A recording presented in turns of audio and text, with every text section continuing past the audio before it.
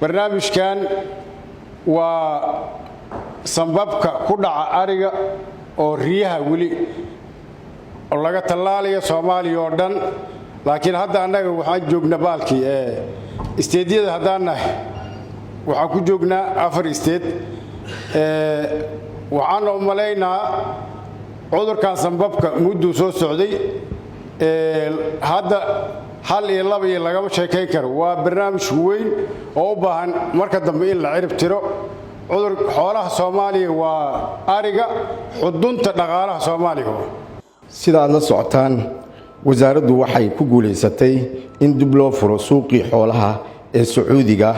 kaasoo muddo 6 sano ku dhawaad oo ahayd markii ugu horeysay suuqaas oo ah suuqa ugu weyn ee xoolaha Soomaaliya loo iibgeeyo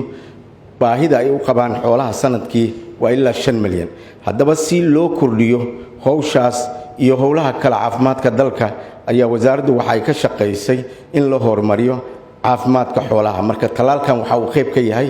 sidii loo xoojin lahaa dhoofka xoolaha Soomaaliya sidii maaragtay kobaca dhaqaalaha Soomaaliya kor loogu qaadi lahaa waxa uu qayb ka yahay sidii loo horumarin lahaa dadka xoolo dhaqatada Soomaaliyeed ee reer guuraaga ah